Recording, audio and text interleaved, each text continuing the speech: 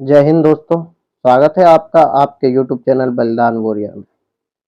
दोस्तों, जो पानी से नहाता है वो लिबास बदलता है और जो पसीने से नहाता है वो इतिहास बदलता है।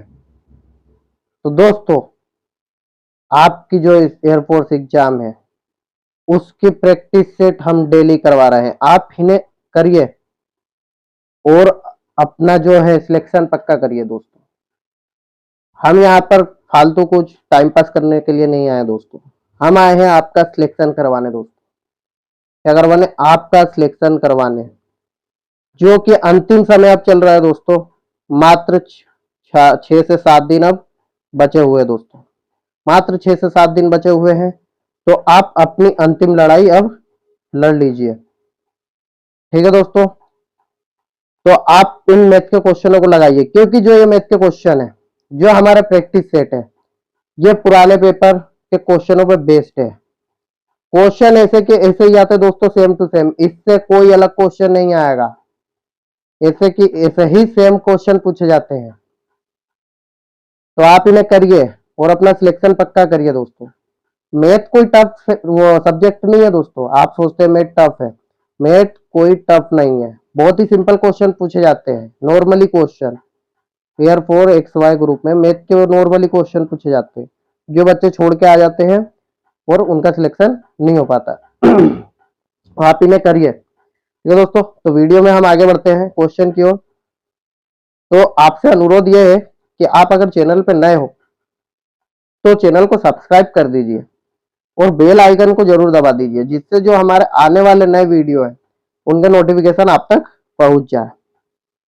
तो चलिए दोस्तों, पहला क्वेश्चन देखिए। तो क्वेश्चन नंबर 1 है कि 0.09 का वर्गमूल क्या है।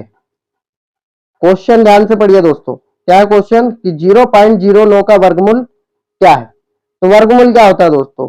वर्गमूल क्या होता है? तो वर्गमूल कुछ नहीं दोस्तों, वर्गमूल क्या होता है कि संख्या के ऊपर रूट लगा दो। संख्या के ऊपर क्या लगा दो? रूट लगा दो। तो क्या है? 0.09 के ऊपर रूट लगा दो। और वर्गमूल में यहाँ क्या लिखा होता है? 2, जो लिखा नहीं ना भी लिखा जाए तो भी चलेगा। और एक होता है दोस्तों घनमूल। घनमूल, मान लीजिए संख्या दी हुई है, तो मान लीजिए हम यही संख्या ले लेते हैं। तो यहाँ पर इसके ऊपर रूट और यहाँ पर क्या होता है? 3 लिखा हुआ रहता है दोस्तों। क्या लिखा हुआ रहता है? ये 3 लिखा हुआ रहता है। तो हमें तो वर्गमूल निकालना है, तो हम निकाल लेंगे। अब यहाँ पे 2 लिखे या ना लिखे, वर्गमूल में चलता है। तो देखिए दोस्तों, तो वर्गमूल में क्या करना है? सबसे पहले दशमलव को हम क्या करेंगे? हटा देंगे। दशमलव को हटा दिया तो दशमलव के बाद कितनी संख्या है? 1 2। तो हम नीचे क्या करेंगे? 2 जीरो लगा देंगे। अब 2 के जोड़े बनाने दोस्तों, हमें क्या करना है? 2 के अंदर जोड़े बनाना। तो 9 को हम तोड़ेंगे तो 9 काय में टूट जाएगा दोस्तों? 3 इंटू 3। और नीचे क्या 100 जो है वो काय में टूट जाएगा? तो 10 इंटू 10 में हम इसे तोड़ सकते हैं। तो देखिए दोस्तों, 2 2 के अब जोड़े बन गए, तो हम जोड़ों को क्या करेंगे? बाहर निकाल लेंगे। तो एक जोड़ा बना तो एक बाहर निकल गया, 3। नीचे 10 10 के एक जोड़ा बने तो इसको एक बाहर निकाल लिया हमने, 10।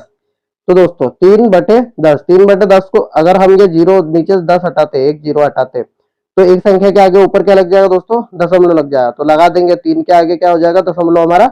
एक संख्या के आगे दशमलव आ जाएगा दोस्तों, और दशमलव के आगे क्या आ जाएगा? जीरो। कुछ जीरो लिख सकते हैं, या हम डायरेक्ट सीधे 0.3 भी लिख सकते हैं।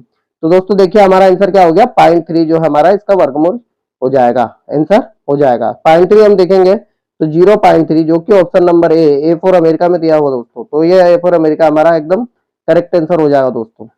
दोस्तों, अंतिम प्रहार है दोस्तों, 6 से 7 दिन बचे। आप अपनी तैयारी अच्छी कर लीजिए, आपका सिलेक्शन करने से कोई नहीं रोक सकता।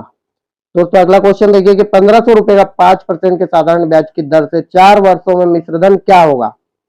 क्वेश्चन में क्या पूछा है दोस्तों? क्वेश्चन पूछा हुआ मिश्रधन। क्वेश्चन का है? साधारण ब्याज के चैप्टर का क्वेश्चन है दोस्तों, साधारण ब्याज से पूछा गया क्वेश्चन है। तो दोस्तों सबसे पहले मिश्रधन क्या होता है? तो मिश्रधन को हम ए से डिनोट करते हैं, ए से दर्शाते हैं। तो मिश्रधन जो होता है दोस्तों, वो मूलधन प्लस साधारण ब्याज का योग होता है दोस्तों। क्या होता है? मूलधन प्लस साधारण ब्याज का योग होता है। ये फार्मूला आप याद कर लीजिए दोस्तों, इससे बहुत आसान पड़ेगा क्वेश्चन। अब मेन बात यह है कि अब साधारण ब्याज निकालना है, तो साधारण ब्याज का फार्मूला हमें पता होना चाहिए। मिश्रधन के लिए हमें साधारण ब्याज पता होना चाहिए। तो इसका फार्मूला दोस्तों P into R into T upon का 100 हो दोस्तों। अब ये दो फार्मूले हम लगा के हमारा जो है मिश्रधन आराम से निकाल सकते हैं।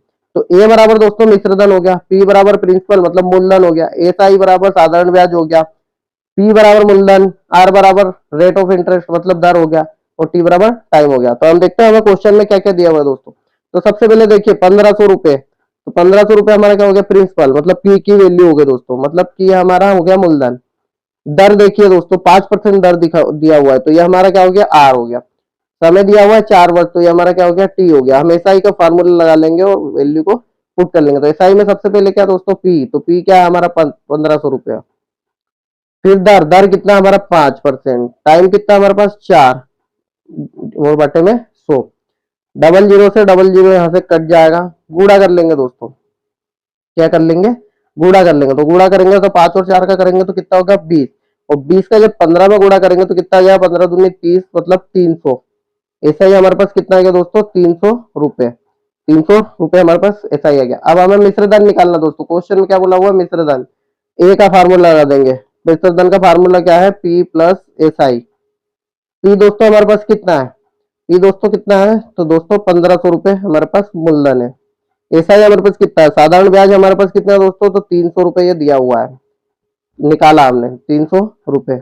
तो मिश्र धन दोस्तों दोनों को जोड़ देंगे तो कितना आ जाएगा दोस्तों, तो 1800 रुपए हमारा मिश्र धन आ जाएगा। 1800 रुपए हमारा क्या आ जाएगा मिश्र धन आ जाएगा, जो कि option number B, B for बेलन में दिया हुआ है। बेलन पढ़ेंगे आपको, ठीक है दोस्तों। अगर आपने पढ़ाई नहीं करी तो आपको घर से बेलन पढ़ेंगे मम्मी से, ठीक है दोस्तों। तो क्वेश्चन नंबर तीसरा देखिए दोस्तों, कोई धनराशि चक्रवृद्धि ब्याज से 15 वर्षों में 2 गुनी हो जाती है, यह राशि कितने वर्षों में 8 गुनी हो जाएगी। चक्रवृद्धि ब्याज का क्वेश्चन है दोस्तों, और ये क्वेश्चन जब दुगनी या 4 गुनी बोले तो बहुत ही आसान होता है, कुछ नहीं करना। देखिए सबसे पहले हमें क्या बोला गया है कि दो कोई धनराशि चक्रवृद्धि ब्याज से 15 वर्ष में क्या हो रही है दुगनी, 15 वर्ष में क्या हो रही है दुगनी हो रही है, दुगनी हो रही है। यहाँ पे हम लिख लेते हैं दुगनी, 15 वर्ष में 2 गुनी हो गई, कितने वर्ष में 15 वर्ष में। तो 4 गुनी कितने वर्ष में हो जाएगी, मतलब 4 गुनी कितने वर्ष में हो जाएगी, 2 का 2 गुना और बढ़ जाएगा, तो टोटल कितना हो जाएगा ये 4 गुनी। फिर से दोगुनी हुई ना, तो दोगुनी होने के बाद 4 गुनी होगी, तो 4 गुनी कितने वर्ष में हो जाएगी, तो 15 में दोगुनी हो रही थी, दुगनी और होगी तो 15 15 30 वर्ष में दुगनी 4 गुनी हो जाएगी। फिर दोगुनी कितने होगी, तो 4 का दुगुनी कितने हो जाएगी 8 वर्ष, 8 गुनी हो जाएगी, 8 गुनी हो जाएगी, दुगनी हुई ना, 4 की वापस दुगनी हो गई, यहाँ से इसकी दुगनी हुई इंटू 2, यहाँ से इसकी दुगनी हो गई, ठीक है दोस्तों, दुगनी हो गई 8 गुनी। तो 8 गुनी कितने में होगी, तो 15, फिर से 15 जोड़ देंगे क्योंकि दुगनी हो रही है ना 15 15 साल पे, तो टोटल कितना आ गया 45 वर्ष। हमें कितने गुनी पूछी गई है, तो हमें पूछी थी 8 गुनी, जो हमने निकाल ली। 8 गुनी जो है 45 वर्ष, 45 वर्ष में हो जाएगी। तो 2 वर्ष में 15 गुनी होगी, तो वो 8 वर्ष में 8 गुनी 45 वर्ष में हो जाएगी, जो कि option number B, B for ball में उपस्थित है। तो हमारा ये एकदम करेक्ट आंसर हो जाएगा।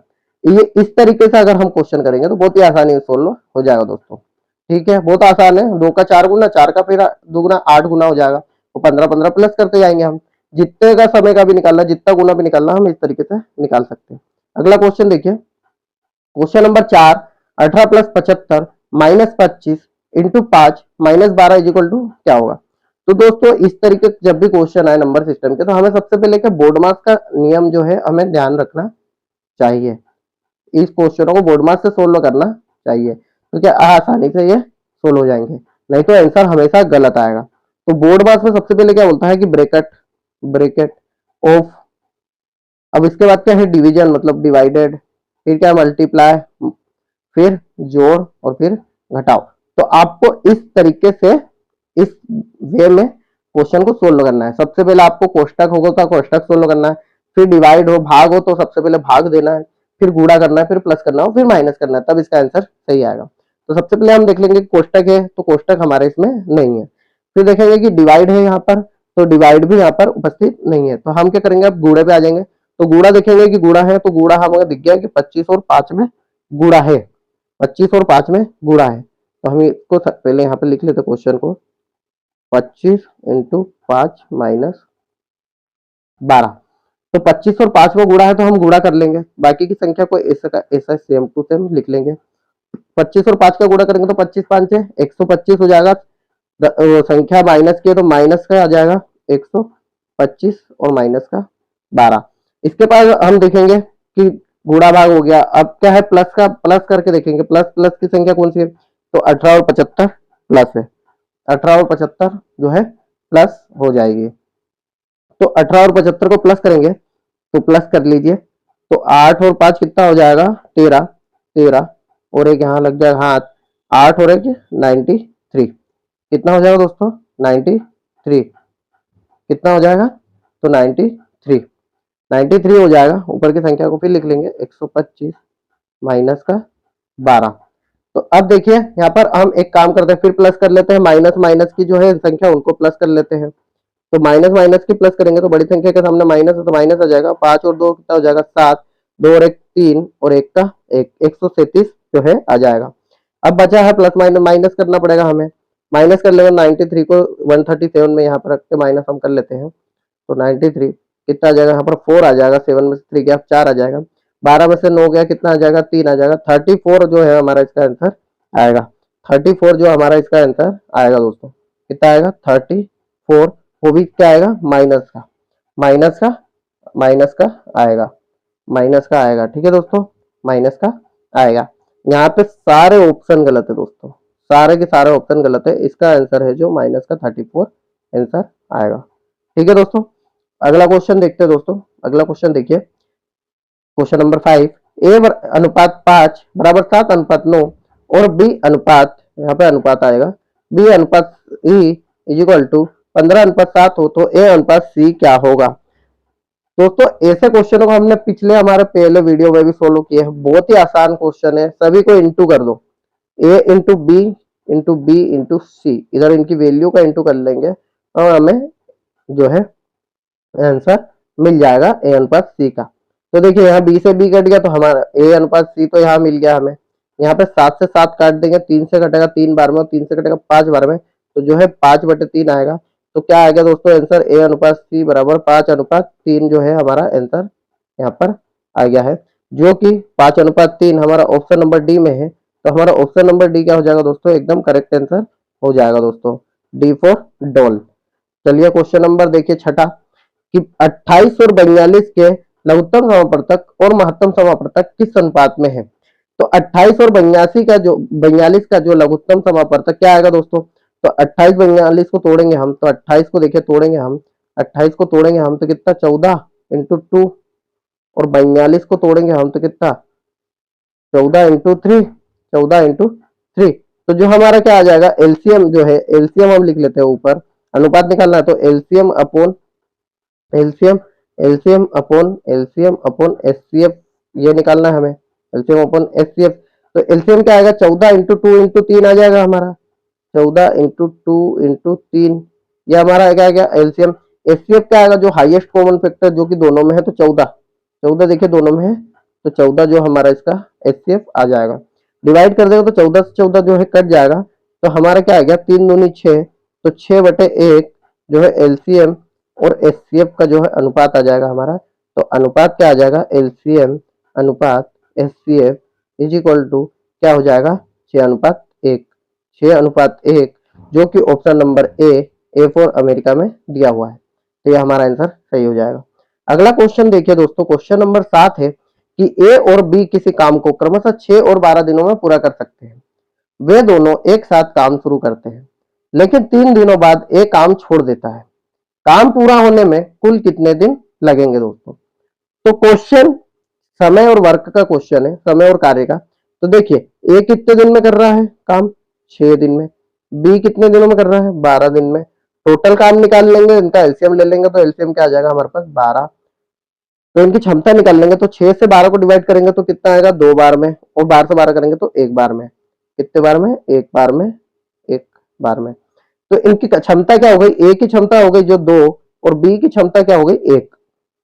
अब क्वेश्चन में आगे बढ़िए तो क्वेश्चन क्या बोलता है कि वे दोनों एक साथ काम शुरू करते हैं, लेकिन 3 दिनों के बाद ए काम छोड़ देता है। तो दोनों अगर काम करेंगे तो दोनों का जो क्षमता कितनी हो जाएगी, ए प्लस बी की क्षमता जो हो जाएगी, ए प्लस बी की क्षमता तो कितनी हो जाएगी 2 + 1 = 3। अब वो ये 3 दिन तक काम कर रहे हैं, तो काम कितना करेंगे 3 दिनों में, काम कितना करेंगे 3 दिनों में, काम कितना करेंगे, तो 3 की क्षमता से 3 का काम कितना हो जाएगा दोस्तों, तो 9 टाइम हो जाएगा। तो 9 काम इन्होंने कर लिया। तो अब बचा हुआ काम कितना है, तो शेष काम कितना है हमारे पास, शेष काम कितना है, तो 12 माइनस का 9, टोटल काम हमारे पास 12 है, तो 12 माइनस 9, तो 3 का जो है काम हमारे पास शेष है, 3 काम हमारे पास शेष है। तो अब ए तो चलेगा 3 दिनों बाद, तो पूरा करने में बी को कितने दिन लगेंगे, तो बी अकेला आप काम करेगा, और बी की जो कार्य क्षमता है वो कार्य क्षमता है 1। तो बी द्वारा किया गया कार्य, बी द्वारा किया गया कार्य कार्य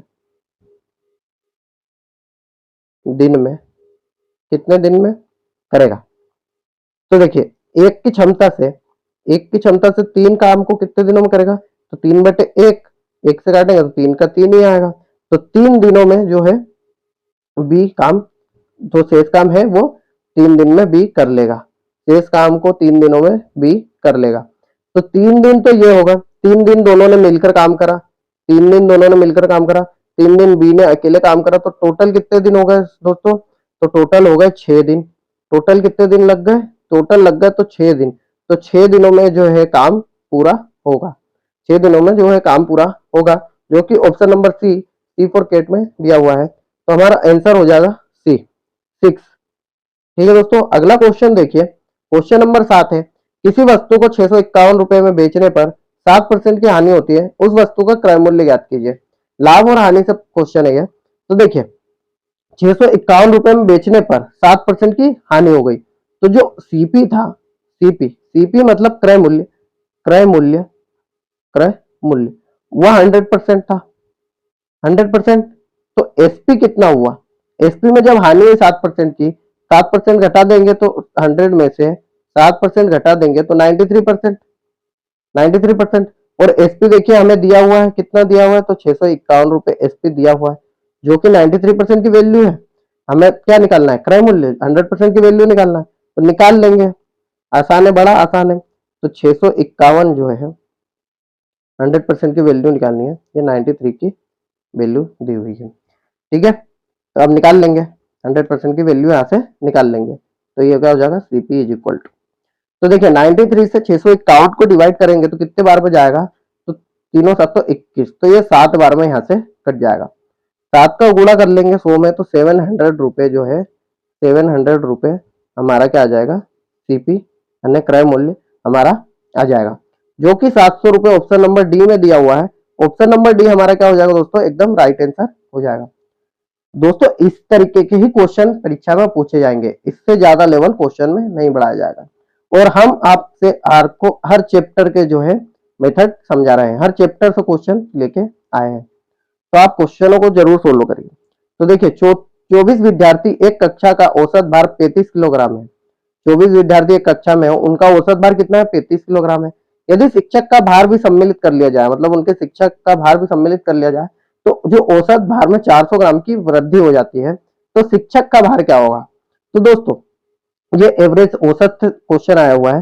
तो देखिए 24 विद्यार्थियों का औसत भार कितना है, 35, तो टोटल भार कितना होगा, 24 विद्यार्थियों का टोटल भार कितना होगा, टोटल भार, तो टोटल भार निकालने के लिए हमें क्या करना पड़ेगा, औसत में उनकी संख्या का गुणा, तो गुणा कर लेंगे, तो 35 चौक के कितना हो जाएगा, 35 दूनी 70, 70 140, 140 की जीरो लगाई हाथ के, यहाँ पे हमने लगा दी 14। ठीक है, वो 35 दूनी 70, 70 और 14 कितना हो जाएगा, 84, 84। तो जो है इनका टोटल भार कितना हो जाएगा, 840 किलोग्राम 24 छात्रों का।